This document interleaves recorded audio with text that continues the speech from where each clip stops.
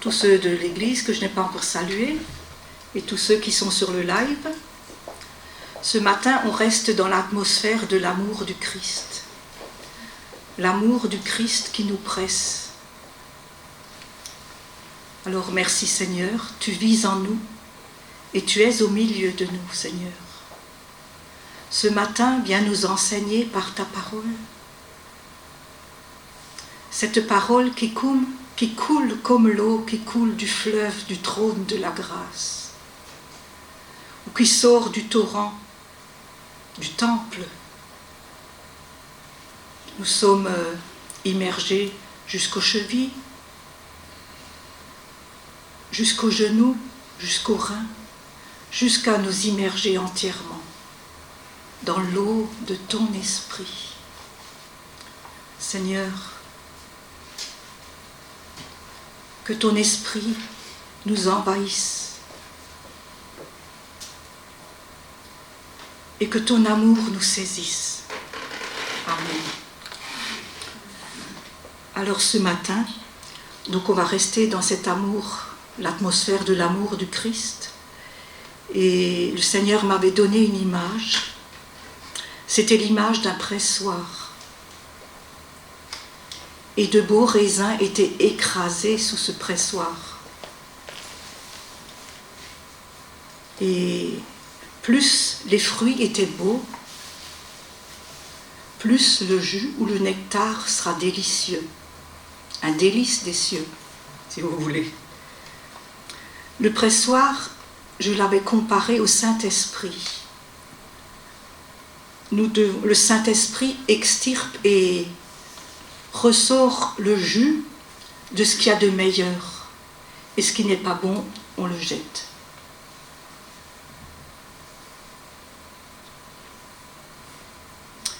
Le Saint-Esprit nous convainc de péché. Il faut que nous soyons brisés, écrasés, nous repentir pour pouvoir naître de nouveau. Et Jésus dit en Jean 15, versets 1 et 2, « Je suis le vrai cep, et mon Père est le vigneron. Tout sarment qui est en moi et qui ne porte pas de fruit, il le retranche. Et tout sarment qui porte du fruit, il l'émonde, afin qu'il porte encore plus de fruits. »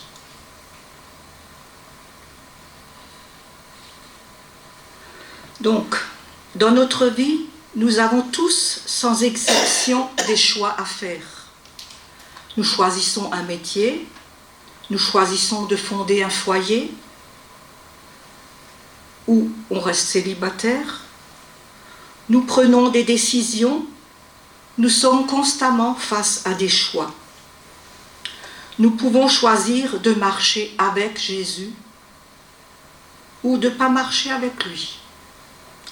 La première des choses, Jésus nous appelle. Il a appelé Pierre et André et il leur dit « Suivez-moi et je vous ferai pécheurs d'hommes ». Matthieu 4, verset 18.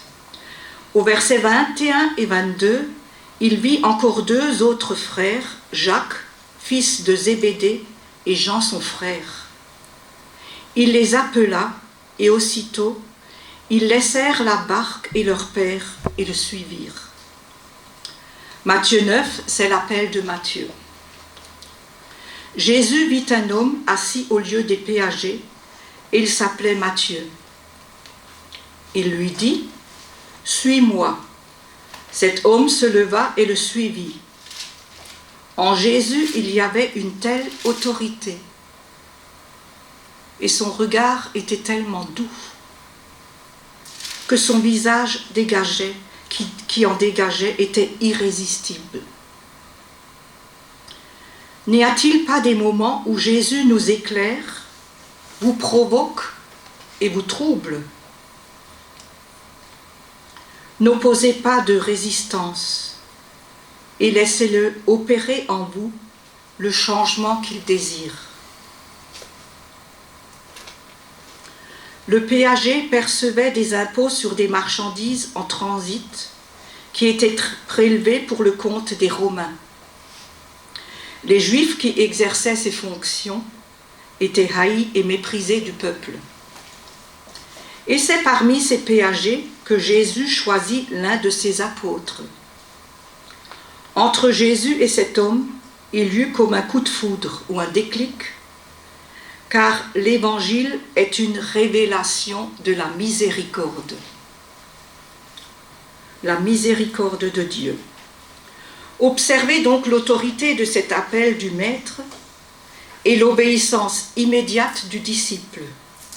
Au verset 10, 11, 12 et 13, « Comme Jésus était à table dans la maison, voici beaucoup de publicains et de gens de mauvaise vie vinrent se mettre à table avec lui et avec ses disciples. » Les disciples virent cela, les pharisiens virent cela, et ils dirent à ses disciples, « Mais pourquoi votre maître mange-t-il avec des publicains et des gens de mauvaise vie ?» Ce que Jésus ayant entendu dire, il dit, « Ce ne sont pas ceux qui se portent bien qui ont besoin de médecins, mais les malades. Allez et apprenez ce que signifie « Je prends plaisir à la miséricorde et non au sacrifice. » Car je ne suis pas venu appeler des justes, mais des pécheurs. La maison était celle de Matthieu, et il invita tous les péagers et les pécheurs pour entendre celui à qui il venait de donner sa vie pour le suivre. Le mot péager est souvent associé à ceux des pécheurs, des gens de mauvaise vie, parce qu'ils avaient le même caractère moral. Les pharisiens qui se croyaient justes dans leur orgueil n'avaient pas besoin du divin médecin ou de ce sauveur pour guérir les âmes. Mais les pécheurs, les malades et ceux qui se portaient mal avaient besoin de lui. C'est pourquoi ils écoutaient avec un bon accueil Jésus qui parlait de pardon et de réconciliation avec Dieu. Il disait « Allez et apprenez ce que signifie « Je prends plaisir à la miséricorde et non au sacrifice ». C'est également en Osée 6, 6. Jésus l'applique aux pharisiens qui trouvent leur salut dans les sacrifices et la religion, précisément l'inverse de ce que Dieu veut. Il voulait apprendre aux pharisiens que la miséricorde était plus agréable à Dieu que les sacrifices, et il voulut démontrer qu'il était maître et sauveur de compassion. Quand on était à Châlons, en Champagne, on avait fait un week-end avec mon mari sur la vie dans l'esprit, et il y avait un orateur ici, je ne vous dirai pas le nom, et pendant qu'il prêchait, voilà une bande de jeunes qui pénètrent dans la salle. Il y avait une fille en treillis de combat, elle avait des piercings partout, elle était vraiment agressive. Elle s'est assise au fond, et pendant qu'il prêchait, d'un coup, elle lui crie dessus, « Qu'est-ce que t'en sais, toi, de ma vie ?» Ah ben, il a arrêté, il est allé la voir, il a prié pour elle, et le Saint-Esprit a fait son travail. Il l'a complètement transformée, parce que le dimanche matin, elle était assise devant, elle avait enlevé toutes ces espèces de ferrailles, là, elle pesait au moins 1 kilo en moins, et elle était habillée normalement, assise comme un agneau. Transformation radicale. Cette agressivité est passée. Vous voyez, le Seigneur cherche. Il est tellement bon, tellement miséricordieux, il voudrait que tous soient sauvés. Il est toujours à la recherche de la brebis égarée. Jean 10, verset 11, « Je suis le bon berger. Le bon berger donne sa vie pour ses brebis. » Au verset 3 et 4, « Les brebis entendent sa voix. » Il appelle par leur nom les brebis qui lui appartiennent et il les conduit dehors. Il marche devant elles et les brebis le suivent parce qu'elles connaissent sa voix.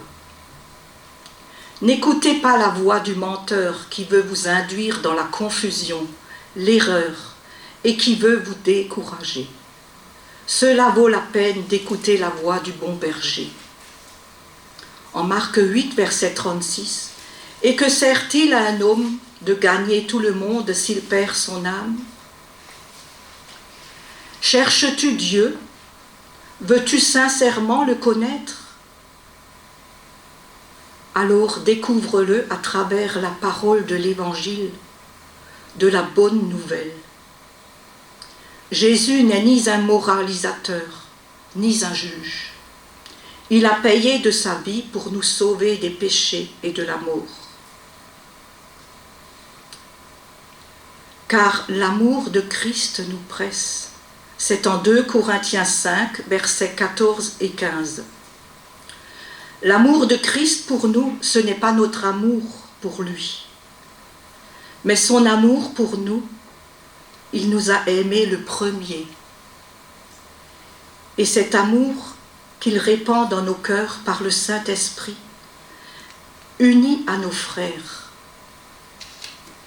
Cet amour nous presse et nous tient liés, unis, car Christ est mort pour tous.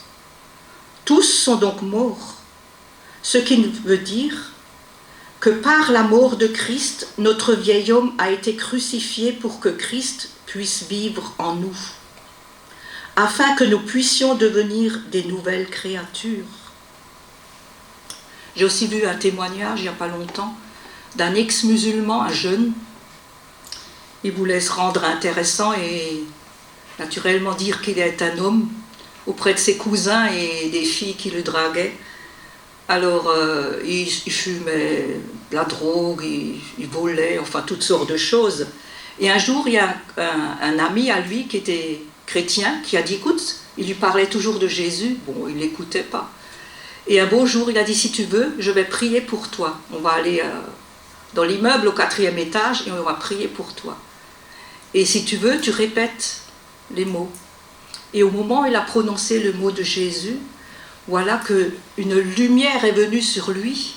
Il n'a pas vu Jésus lui-même, mais il a dit c'est la gloire de Dieu qui est venue sur moi et qui l'a entièrement restauré. Entièrement restauré. Et il a dit je ne pouvais plus voler, je ne pouvais plus mentir.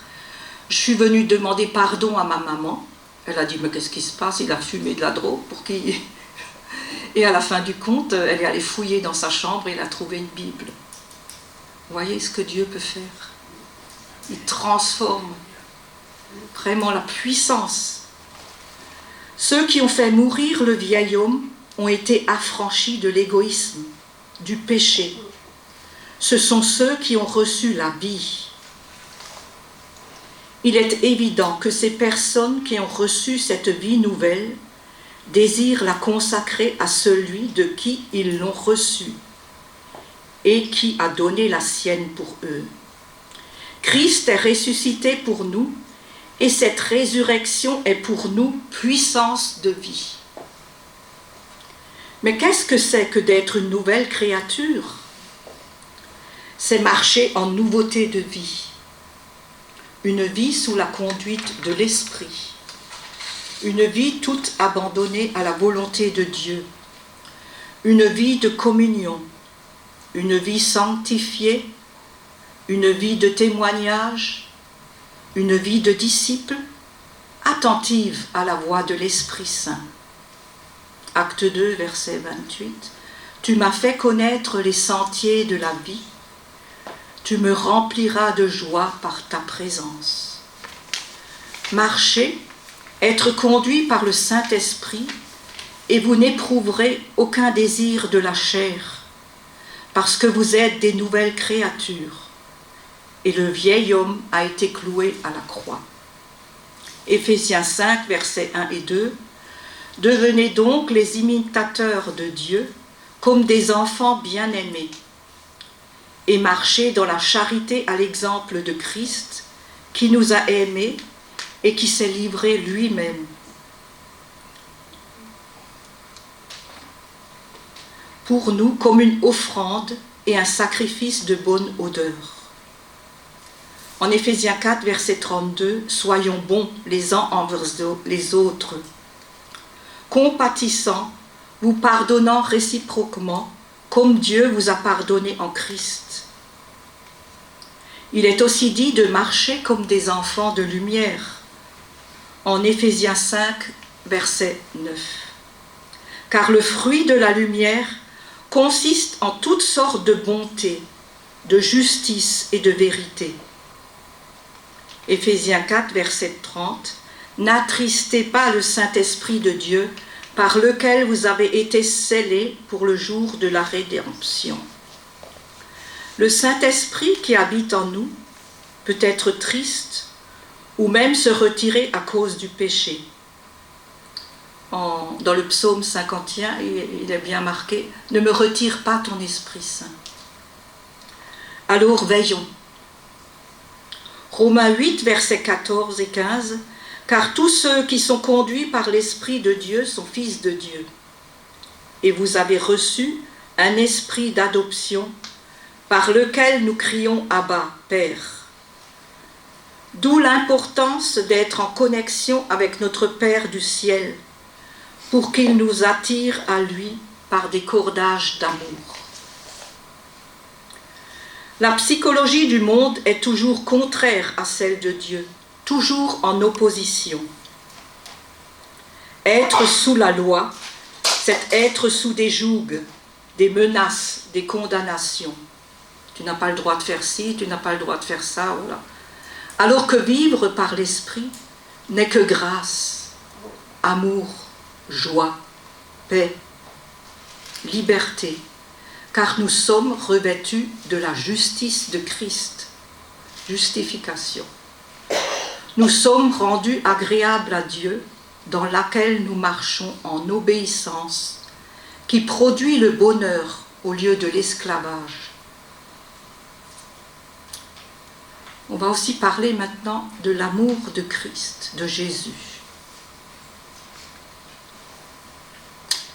Premièrement, Jésus aimait le Père plus que tout, car il a accompli sa volonté par l'obéissance jusqu'à la mort sur la croix. Jean 6, verset 38. « Car je suis descendu du ciel, non pour faire ma volonté, mais la volonté de celui qui m'a envoyé. » Jésus est venu pour tous les hommes, et spécialement pour les pécheurs. Je veux citer par exemple Zachée, le publicain. Zachée, descends de ton arbre pour que je puisse venir demeurer chez toi. La femme adultère. Femme, où sont tous ceux qui t'ont condamné? La Samaritaine, etc. Il a pardonné à ses ennemis sur la croix. Père, pardonne-leur, ils ne savent pas ce qu'ils font. Il va à la recherche de la brebis égarée. Il soigne celle qui est blessée. Il parle en parabole du retour de l'enfant prodigue. Son amour s'est aussi manifesté par la compassion qu'il avait pour les hommes, la multitude de la foule affamée qu'il a nourrie, la guérison de toutes sortes de maladies, la consolation pour ceux qui étaient dans le deuil, son ami Lazare qu'il a ressuscité, le fils de la veuve de Naïn, oh quel amour! Jésus a pleuré sur Jérusalem, Matthieu 23 et 37, verset 37.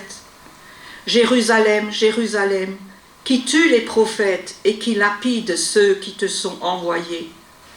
Combien de fois ai-je voulu rassembler tes enfants, comme une poule qui rassemble ses poussins sous ses ailes, et vous ne l'avez pas voulu. Ici, la poignante douleur de Jésus contraste avec son tendre amour et l'ingratitude de son peuple qui prouve qu'il était souvent à Jérusalem, confronté aux pharisiens. Il était affligé lorsque les âmes perdues refusaient d'être sauvées.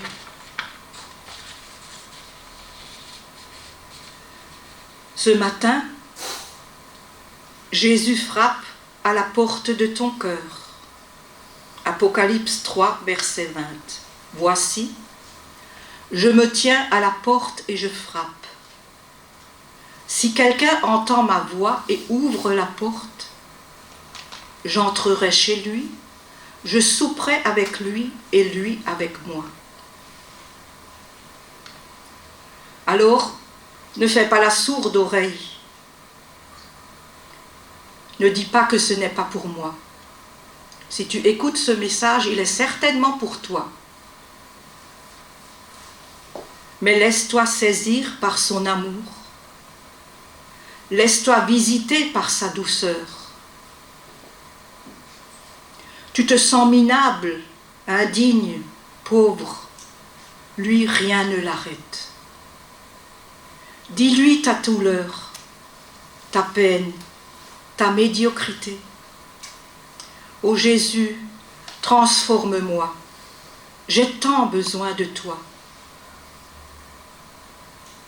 Matthieu 12, verset 20. Il ne brisera point le roseau froissé, et il n'éteindra point le lumignon qui fume. C'est l'image de ces âmes fatiguées et chargées, que le Sauveur ne brise point par la sévérité, mais qu'il relève et vivifie et sauve par son amour.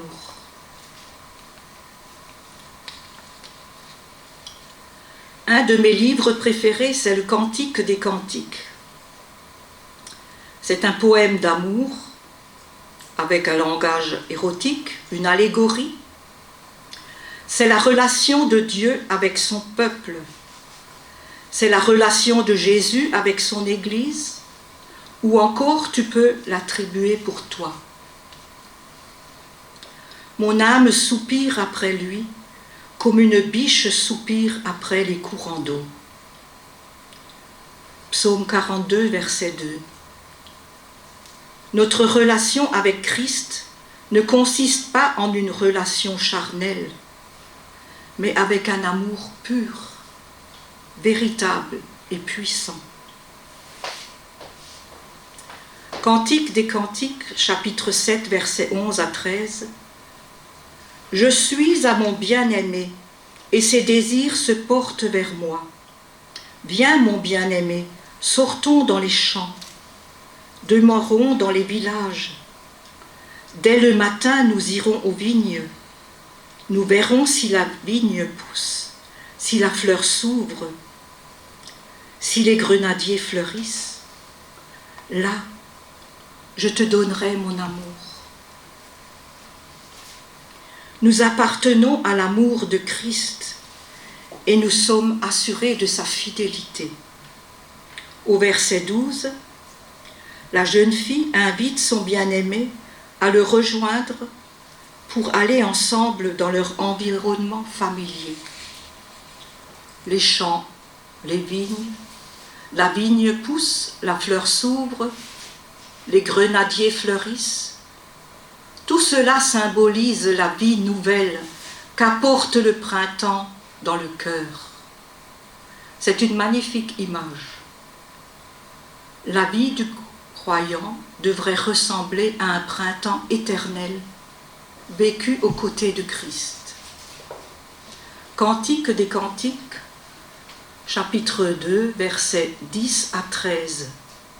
Mon bien-aimé parle et me dit, lève-toi, mon ami, ma belle, et viens, car voici l'hiver est passé, la pluie a cessé, elle s'en est allée, les fleurs paraissent sur la terre, le temps de chanter est arrivé, et la voix de la tourterelle se fait entendre dans nos campagnes.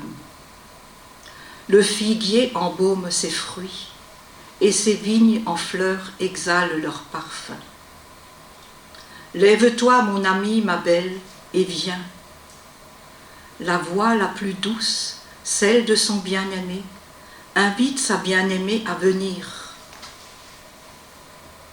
Le printemps est la saison de la jeunesse, de l'espoir, de la joie, de l'amour. Le croyant n'attend-il pas dans sa vie un printemps éternel, un nouveau réveil dans l'Église, l'épouse de Christ? L'invitation est pressante et par 2 fois le bien-aimé s'écrie « Lève-toi, mon ami, ma belle, viens ». C'est avec ces mots que Christ t'appelle. Il veut te séduire, parler à ton cœur, te relever, te restaurer, te chérir. Alors, ne lui résiste pas. Il n'est qu'amour et pardon. Qu'importe ta situation, tes péchés, ta faiblesse, il est vainqueur et il peut changer le mal en bien.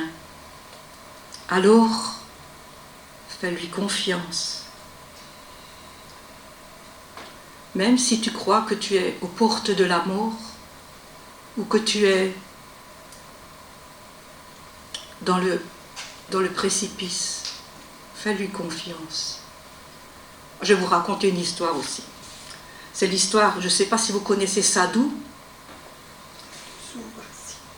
Il racontait l'histoire d'un de ses amis. Les gens qu'il cherchait à évangéliser le conduisirent sur une haute montagne et lui dirent « Si tu veux te sauver, renonce à ta foi, sinon nous te jetons là en bas dans la vallée. » Mais il leur répondit « Je n'ai fait de mal à personne, je vous ai seulement parlé de Jésus-Christ, mon Sauveur. » Les gens lui dirent que s'il ne renonçait pas à confesser Jésus, nous te mettrons à mort. Debout sur cette montagne, au bord du précipice, cet homme aurait dû avoir peur.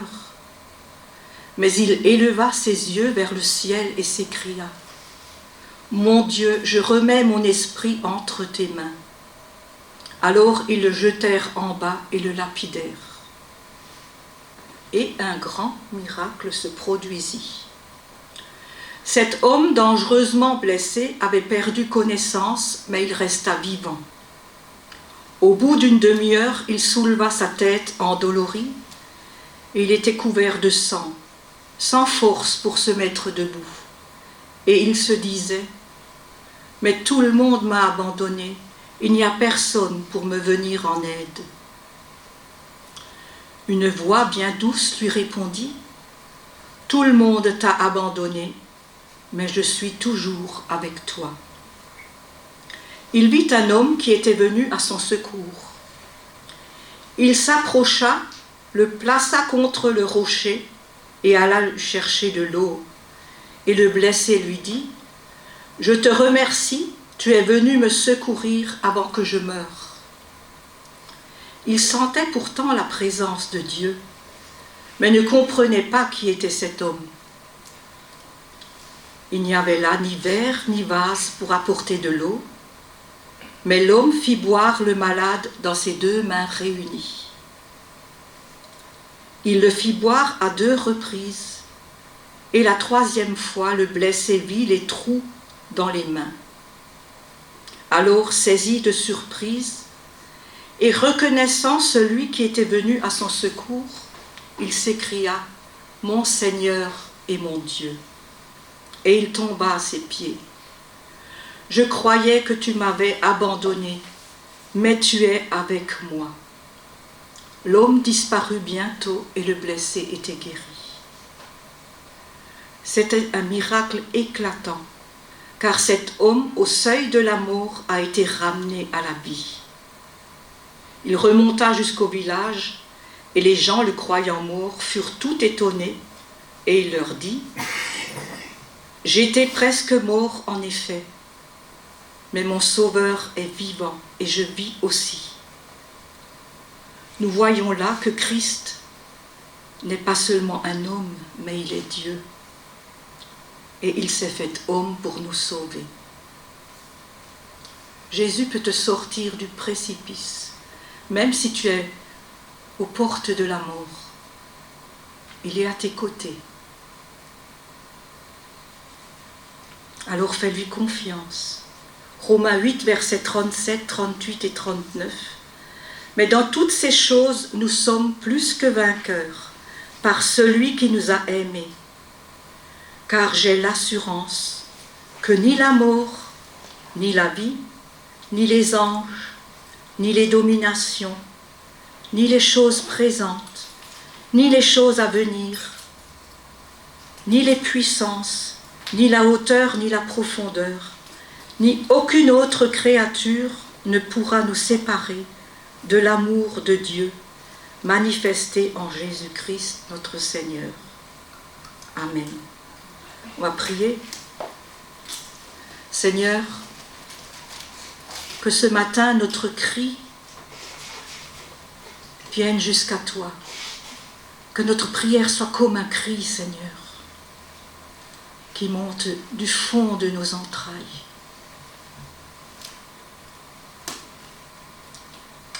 Nous avons envie de faire bouger les choses dans notre vie, Seigneur. Nous ne voulons pas rester comme ça.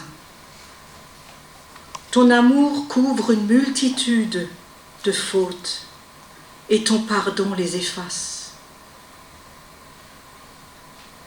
Ton sang nous purifie et fait de nous des créatures nouvelles et nous donne de marcher en nouveauté de vie. Merci Seigneur pour ce nouveau départ que tu nous donnes. Et sois assuré Seigneur de notre amour. Reçois notre amour comme un cadeau. Nous avons chanté ce matin. Gloire à ton Saint nom Jésus. Amen.